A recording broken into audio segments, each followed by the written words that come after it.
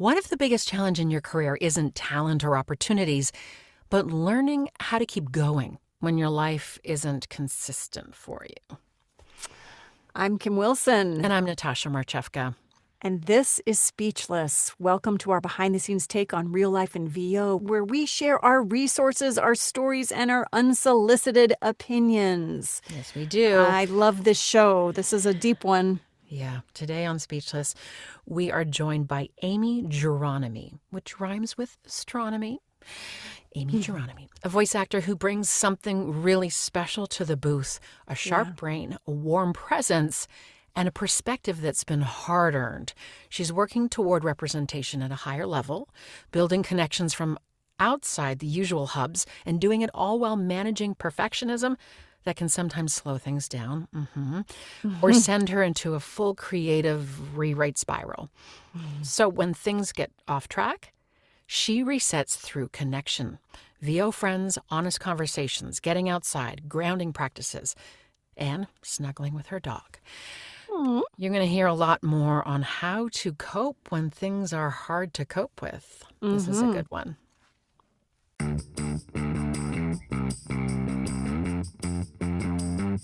Speechless.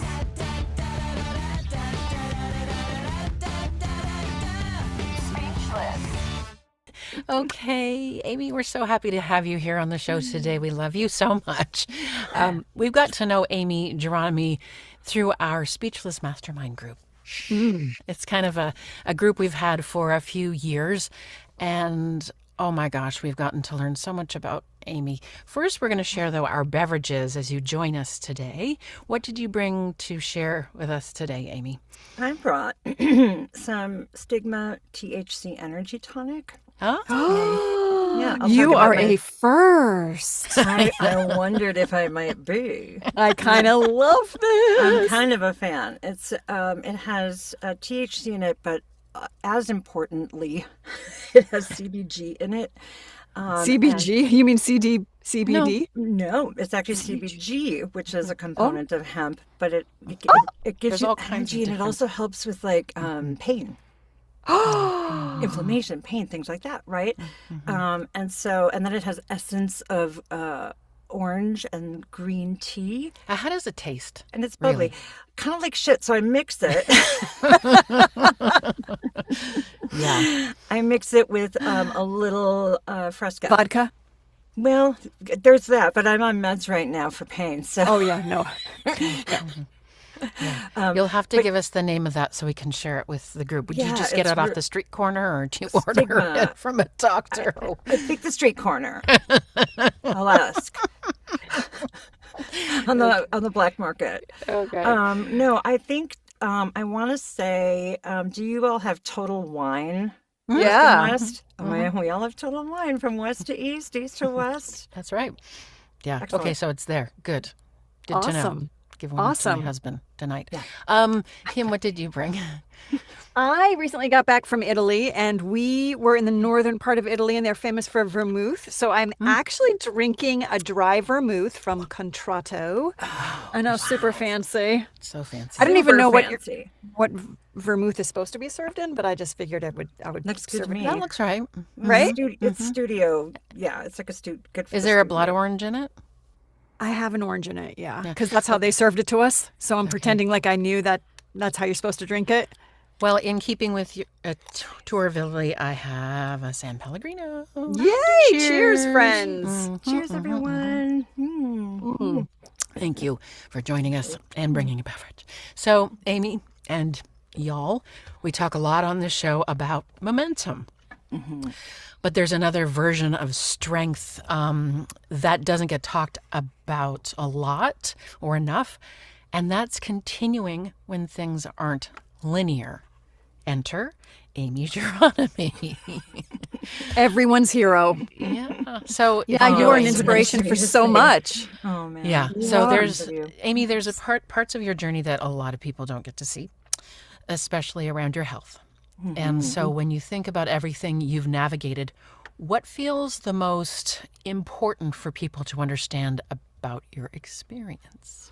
I think that's a really great question. I started later in life in this business, and Okay, so yeah. my 50s have been really interesting. I didn't realize when I started voiceover that I was going to meet so many medical challenges. And I was Right. recently diagnosed with Ehlers-Danlos Syndrome, which helps make sense of it all. But I didn't know what I didn't know. So I would get, this thing that I'd have to have surgery on, and that thing that I'd have to have surgery on. And all of a sudden it became, oh my goodness, how am I going to continue doing voiceover? How am I going to continue training and learning and being relevant and, making a name for myself in the industry? And I think the most important thing I learned through it is you're not going anywhere. Mm. You can do some things while you're not able to be in the studio that will help you stay relevant. I love You that. can get on Zoom trainings. You can do marketing. You can lay there and watch 50 episodes of Friends on hydrocodone. Everybody's favorite pastime. Yeah, but you can do a lot more than you think when you're not able to be on the mic. And I am very much a testament to that because I've literally had like 8 surgeries over the last 5 years on That's various incredible. parts of my body. Yeah, and so resilience is key. But I think knowing ahead of time that if things don't go your way Mm. and it's not linear, it's okay. It's not the death of your career. It's a different way to think about your career. I love that. So how did you define things before, and how did you define things different in your career? Like consistency now is going to look a little different. Productivity is going to look a little different. Even how you define success, and that's a big one. I know it's loaded. Do you want to share a little bit?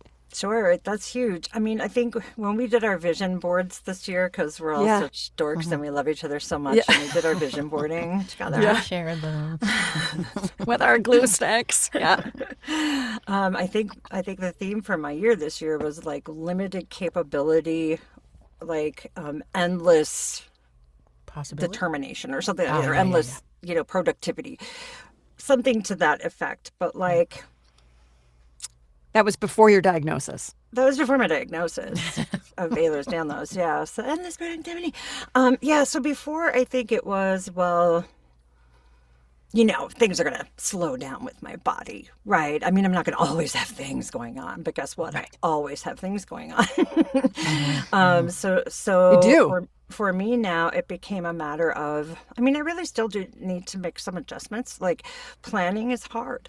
It's really difficult to plan your career every year when you don't know what's going to happen. Like last year, I had a tooth injury that, turned into a bunch of stuff. And I also, had to have some surgery on other things. It's like, there is no planning. And I had to kind of realize that, like, there is no planning. There is visualizing. There is hopes for the future. This is how to stay relevant this year, but it doesn't necessarily have to be about planning. It can be about thriving through difficulties along the way. You can't plan when you have this kind of a life. I want to stop right here for a second and back up. First of all, you say it really quickly. So I want for everyone who's watching and listening, Ehlers-Danlos? Ehlers-Danlos Syndrome, it's spelled EHLERS-DANLOS. It's 2 physicians who discovered it. Ehlers-Danlos syndrome is a connective tissue disorder. And so the reason for all of my body parts falling apart is because Literally. Yeah, literally. the connective tissue throughout my body is weak. And so my teeth are loosening. My joints are trashed, just like my mom's. It's hereditary, genetic. In fact, I'm getting my genetic results any day now because they're looking for whether or not there's a specific variant of it that I have. Because there are some that are a little bit dangerous and some that are just, you need to learn how to manage it.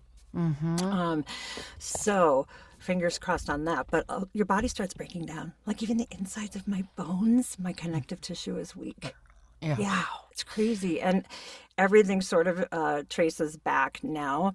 But yeah, the last 5 years in particular, just like my mom, I had an onslaught of symptoms. So during my whole ramping up of my voiceover career, it's like, pew, bam. Yeah. I do want to relate it, though, for our audience to starting a business with a newborn baby or several newborn babies.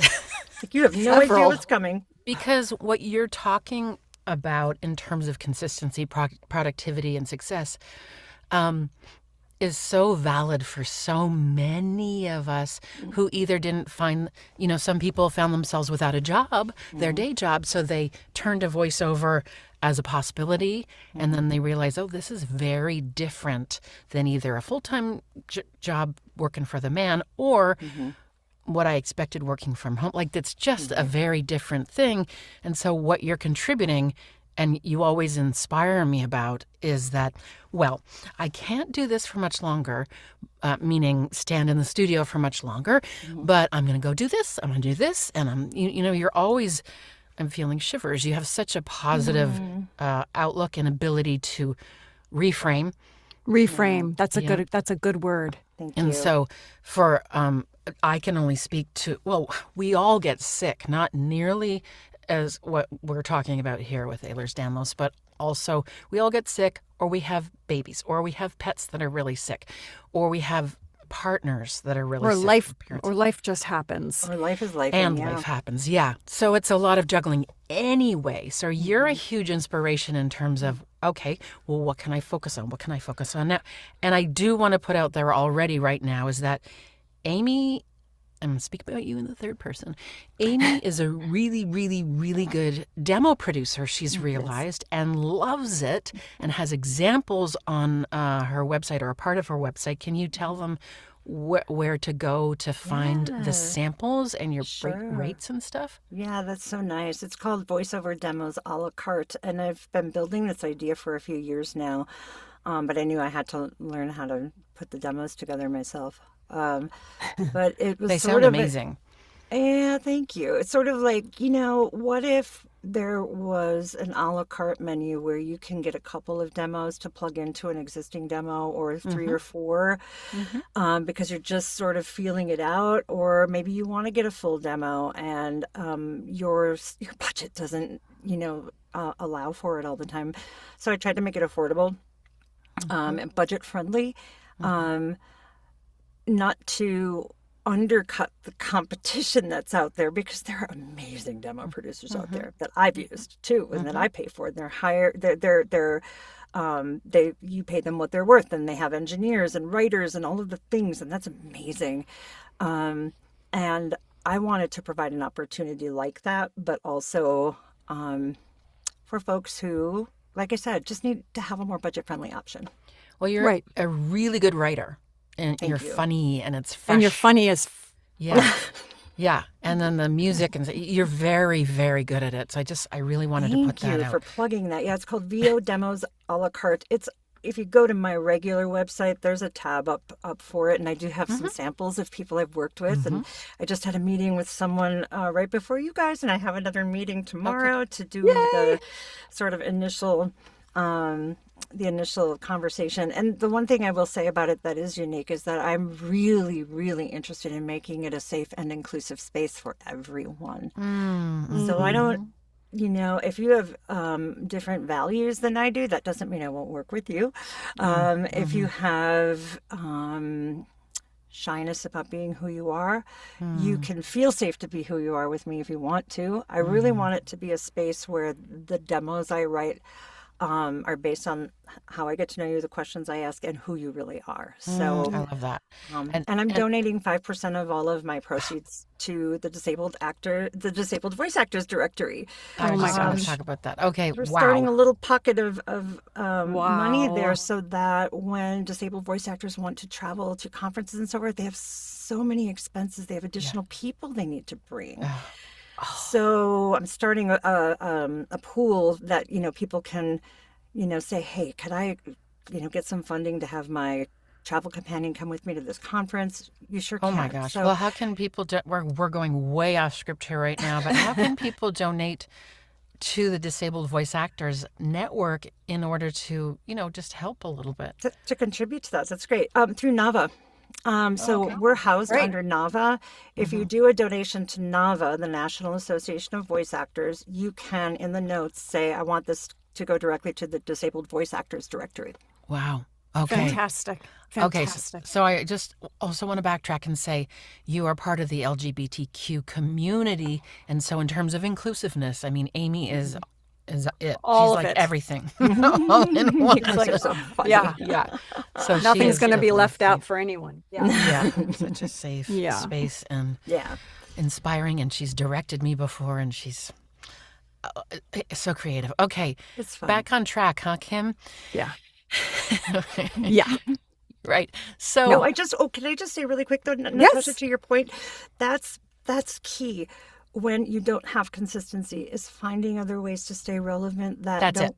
don't That's it. require you being in the booth. So if I That's it. can't walk to the booth because I'm having my hips replaced, I can sure be in my favorite recliner writing scripts for you and Exactly. that kind of thing. Yes. So you have to make other avenues, when you see things coming your way. Exactly. And I was going to go around to that. I'm glad you said that because I forgot.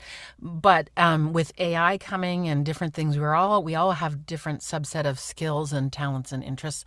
And so I think having I always say about marketing that you should have many pieces in your pie, but also just in terms of what do you bring to the table and what can you do as well with what what you're given. So great point. sure. Kim is a tremendous artist and also a tremendous director if she ever wanted Yes. to direct auditions, among other things.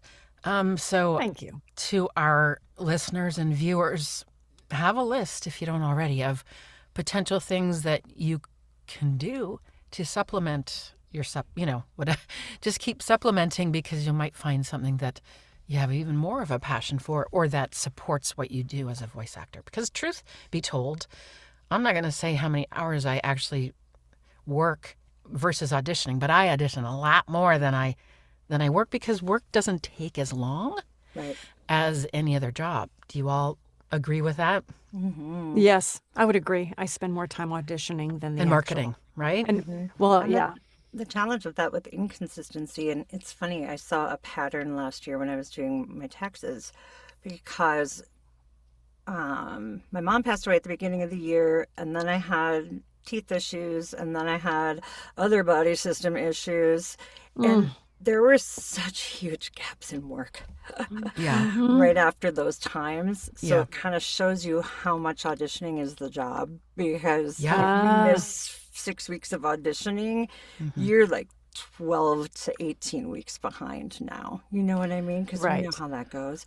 So it's like you have to, in those moments, I was also going through stuff, so I wasn't thinking about, so what am I going to do that's outside of voice act, being in the studio. But now that I know that that is a pattern, I can have other things in place to bridge the gap there if I can't be auditioning, because that's major gaps when you are laid up or you have unexpected things happen. Which we always do. Well, and I also want to put something out there that's woo-woo, take it or leave it, gals. But I believe that as long as you're planting the seeds, the opportunities might come from another direction. So For sure. I do a lot of auditions and a lot of marketing, and then things come from other, jobs and opportunities come from other directions, and you're just like, oh, thank you, universe, thank you, because you put that energy of sowing the seeds. I believe Just being that. out there, just putting yourself out there. But I have a question. Like, when was the moment for you that your mindset had to shift from like, why is this happening to me? Like the beginning of the year before you're, and then to how do I work with this? And or was there a moment, or maybe there wasn't? What was that like? What I think, and this diagnosis is really recent, right? And I'm even just in the middle of genetic testing for it now. But what I think is the shift for me this year so far was when I found out that there was actually a diagnosis. It was And a I was relief, like, I imagine. What?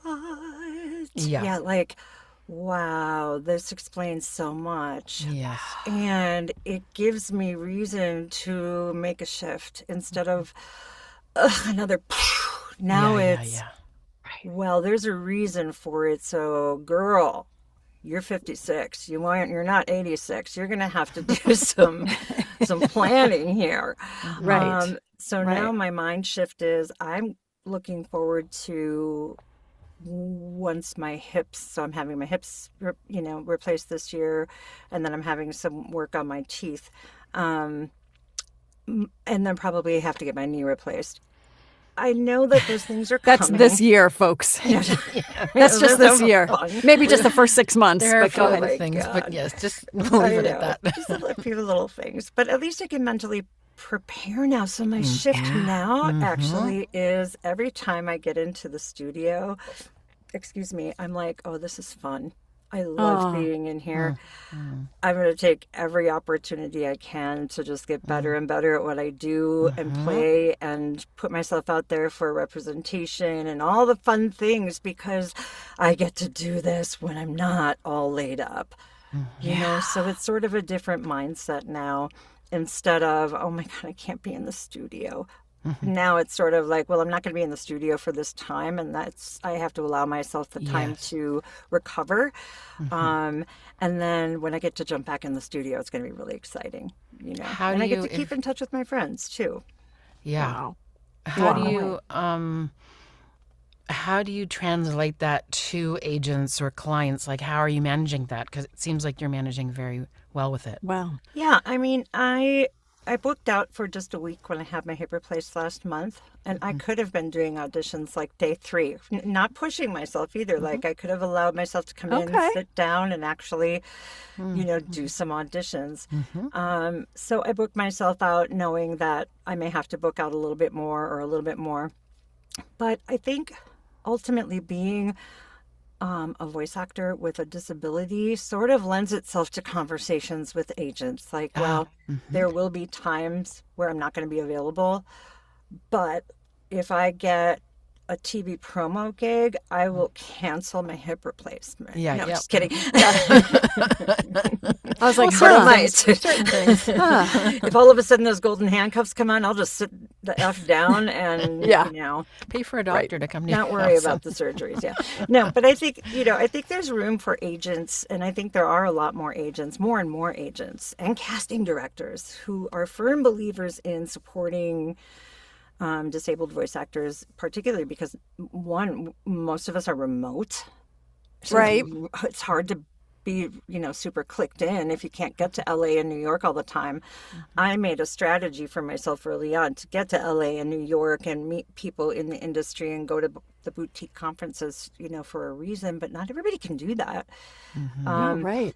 And then I also think there's room for, agents to say, wow, okay, so, hey, we are supporting not just, a 50 plus woman, which is, it's hard to break into any industry. Not hard, but it's, if you're not in the game until you're in your mid 50s, it's like, good luck, girl. Good luck but you pushing have your other way in. experience that supports what you do in a big, huge way. Right. Yeah. So, yeah, I mean, I lost my train of thought. No, I'm really sorry. You're going to have to edit that out. No. Are you kidding? Totally fine, because I'm going in all directions. I'm like, I'm going to forget this. Yeah, I have The one point, though, is that right. when you learn what you have, you can navigate it and manage it. Yes. If you don't know what you have, whether it's mental health or physical health, Yep.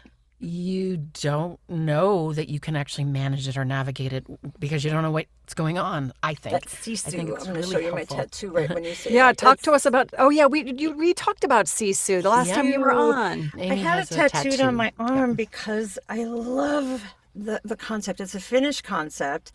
And those Finns, they're so dang cool. They've got it going on. It's a mindset. So it's not just grabbing the resilience you need when you are facing something terrible.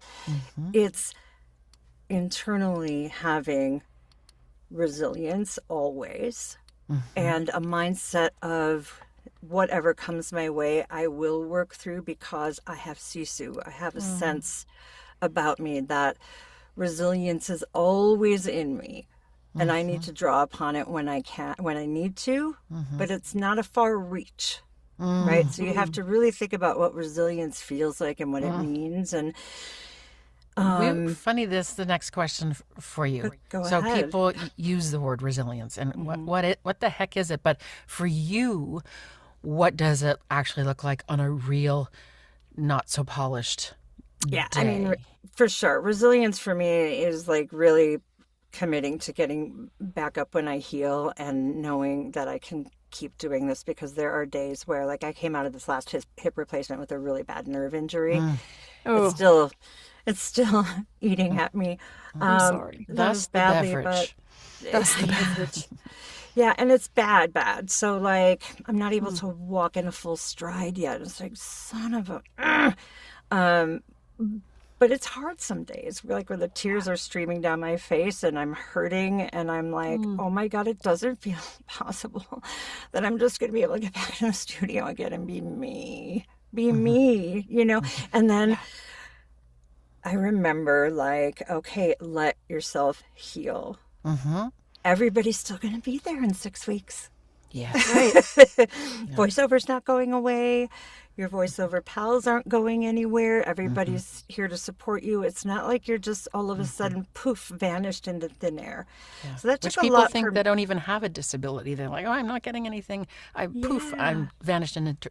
I have vanished into can thin air imagine because it's I so went on vacation difficult. or I couldn't Yeah. do something for 3 weeks. Yeah, so it's really Sisu is about recognizing that things will come my way, I love that. and So I it's- am prepared for it.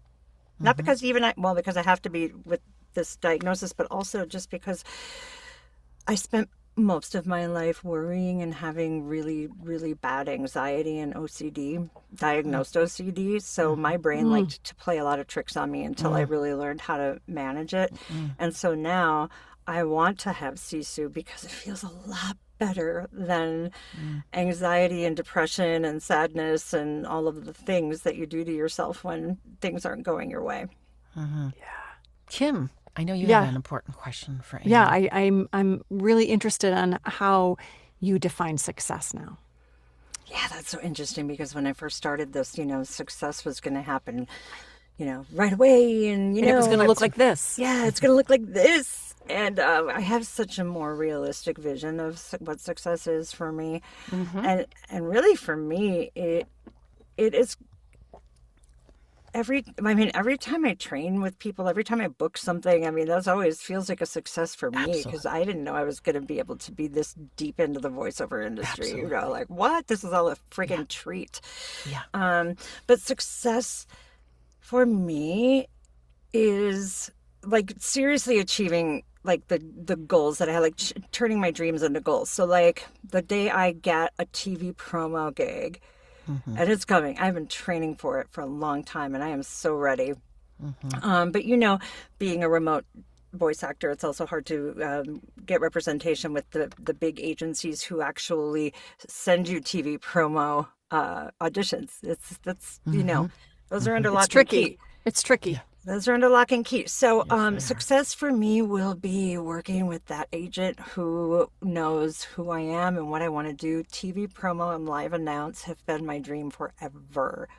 That's so cool. So if I get to live announce a major awards show and or get a TV promo gig that maybe lasts a little while, or just get TV promo gigs here and there before I die, that will feel like success for me. Like I worked hard, I got to do that, and that will feel like success for me.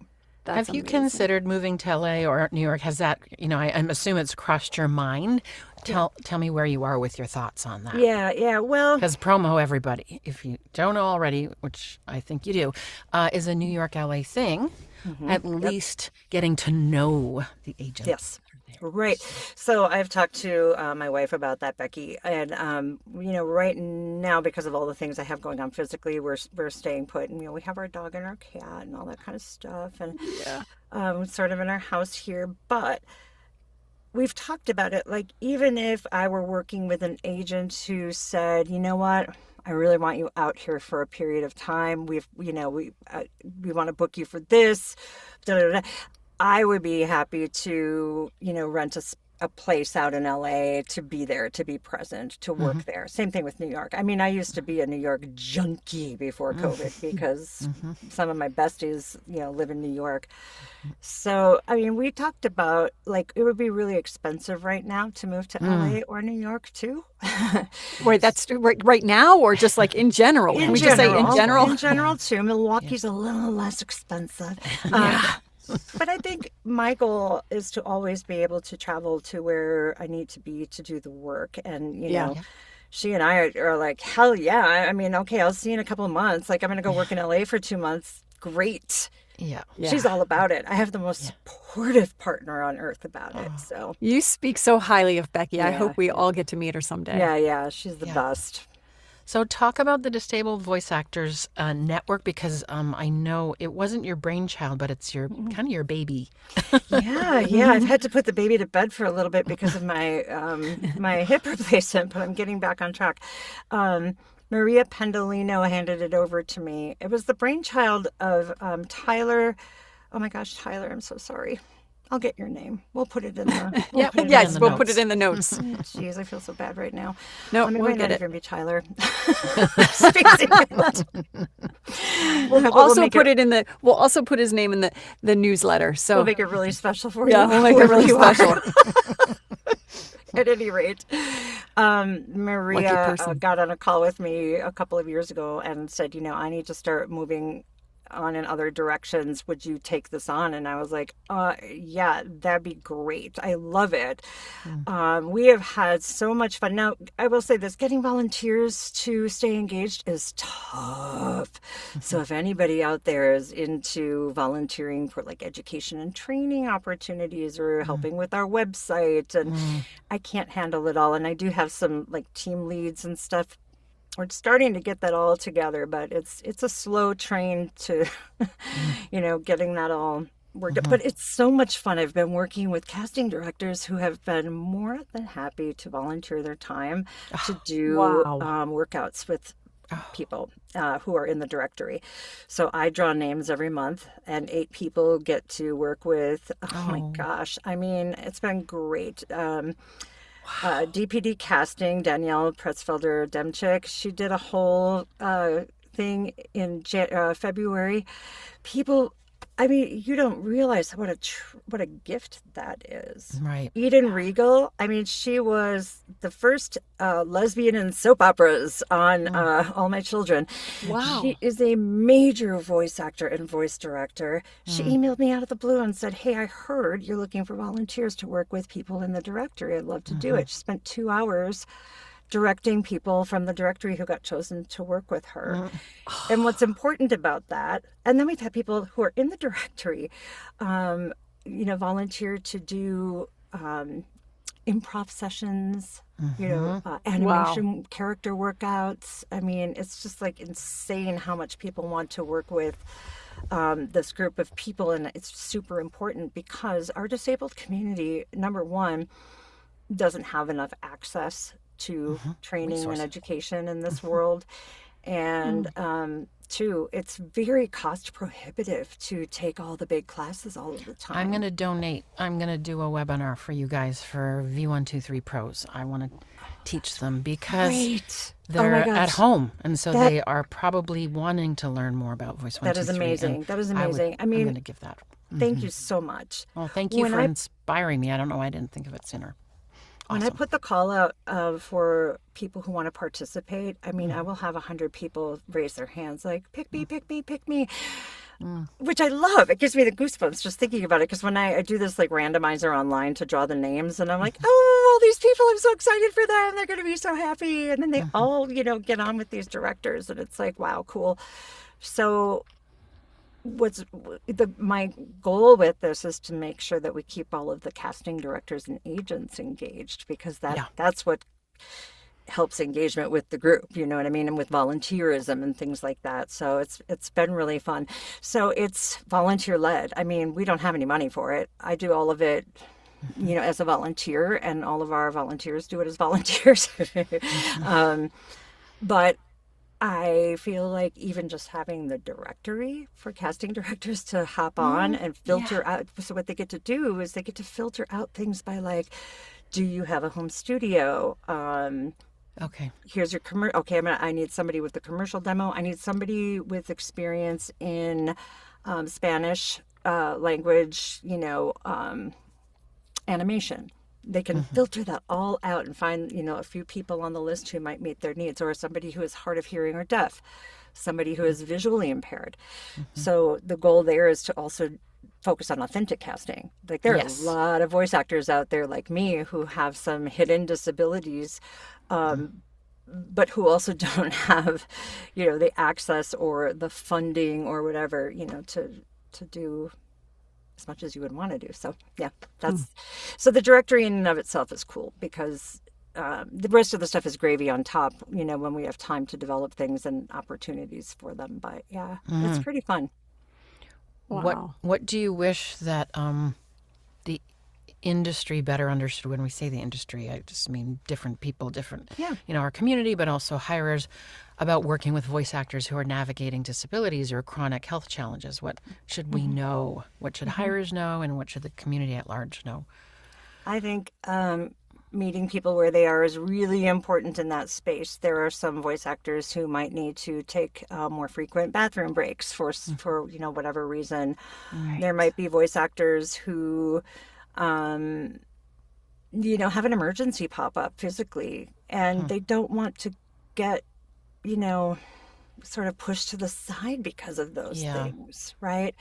Right. So what I would love people to know is that it's really important to meet people where they are. Ask questions. Are there any limitations you have that I should know about? That's a fair question and a great question, right? Is there any way I can help you be, feel more comfortable? You know what I mean? Like, when I first started in the industry, there were, people who would say, okay, I need you to stand up though. If you're when you're doing your commercial read, you got to stand up. And I thought, not everybody can do that. Right. Not everybody can do that. So it's meeting people where they are. Instead of you need to stand, it's if you're able to stand, stand. If you're not able to stand, I appreciate that fully. Establish some things with people so they know you're safe. It's about compassion in general. I mean, it's a good rule of thumb to accept people where they are anyway. And I think Kim, you'd agree with me that a lot of people, we're yes people when it comes to agents and casting directors. You want to, yep, we'll show up. That we'll be there. We'll be early. No, we won't talk back. But I'm sweating bricks if I'm not like exactly on time because I have a tech issue. Like I'm perfect. Gonna freak out. Yeah. Yes. And maybe that's because there's so many people behind us. Maybe that's just the entertainment industry. Maybe, I don't know. Maybe there's tyrants. I don't know. But we say yes a lot for everything. Old school thinking. That's true. That's what I was thinking. So to be compassionate with people anyway would be really, really nice. Or be a nice thing. I think a lot of casting directors and agents have learned that in the last few years, especially with all of the remote voice actors who have sort of bubbled up to the surface. And like, oh, you're disabled? Wow. Okay. Say more. You wouldn't know with me at all that I'm like blind in one eye and my whole body's falling apart. Yeah. But I mean, it's really a matter of understanding that the disability community isn't incapable. They just might not be able to be as consistent depending on what they're going through. Yeah. What kind of unexpected gifts have you found through this process for yourself as a performer? In general with voiceover? Like that made you stronger or maybe nuanced your performance in some way that you weren't expecting. Obviously you have more patience for yourself. Yeah, for sure. Maybe it's just like maybe it's getting out of your own way. I don't know. Are you talking in general or through the disabled voice actors? Well, both. Through you. I'd like to know through Aimee. Okay. Aimee personally. Okay, ask me the question one more time. Yeah, sorry. Okay. So what are the gifts that you've received from going through this process, both as a person, as you, and as a performer? Gosh, yeah, the camaraderie is just amazing. When I first started and went to VO Atlanta, I was like, I am never going to find a group of people that like some of these folks have, you know. It's scary, right? Especially when you start later in life and you see everybody's like, hi. You're like, I don't have anybody to have dinner with, you know. Yeah, like, don't leave me, don't leave me. You find one person, don't leave me. Oh, but they are very welcoming. Yes, they're very welcoming. Yeah, very much so. And it is true. And I've become friends with some of those people. Like, hi, yeah. Yes. Right, exactly. I'm a hugger. But it does happen. Kim's the over talker. time. I'm the hugger. Yeah. Yeah, I'm a hugger. I'm a hugger, not a fighter. That's right. Over time, it does develop, though. And it is about being patient with yourself, being patient with the progression of your career, being patient with finding kindred spirits in this industry. That's been a gift for me. Like finding this group, oh my goodness, I can't even. I'll start to cry. Like we met up in California to hang out, and we get together every 2 weeks online consistently and help each other and laugh and cry, and it's like, wow, that is a gift. I never envisioned it, and it's just been the best gift ever. Yeah, so that's me personally. Professionally, the best gift has been committing to continued training and working with the likes of Tina Marasco. She's taught me a million bazillion things, but keeping those relationships going, learning more from that person, right? Yeah. I'm working with Mark Ryder this whole year because I took a session with him. Learn more. Keep going with that person. It can't be a one and done all the time. So that's been a gift too, is to explore. I'm less naive now about my exploration. Okay. I'm more discerning when it comes to who I work with. But that's also been a gift, is to meet some people who have really helped me, like literally advance in my reads, in my holds, in my bookings. Like that's a mind-blowingly cool gift. People are so willing to help. Yeah. That's wonderful. Absolutely. All right. Well, for someone who is listening that feels held back by something in their life, health, circumstances, whatever, something invisible, what would you want them to hear from you? Just when I'm feeling held back, I remember that there are things that I can put in drawers for later. So I will stand outside of my studio and actually think about this. Okay, I'm holding myself back if I continue to dwell on this or not put this away for a little while. So I will visually put things in their drawers, push the drawers closed before I get into the studio. I can open those later. The drawers are still there. All that stuff is in them. But trust that if you can leave that outside, you will get more unstuck. You will feel more free to be what you want to be in this space. It's beautiful. That's a big note for me, too. Thank you, Aimee, for inspiring us, not just today, but every day. Every honestly. day. I just love you guys so much. We have learned so much from each other and encourage each other, and it's so fun to be a part of it. Yeah, Right we look back at you. forward to many more years. Cheers to you. Cheers to you. Thanks. Speechless.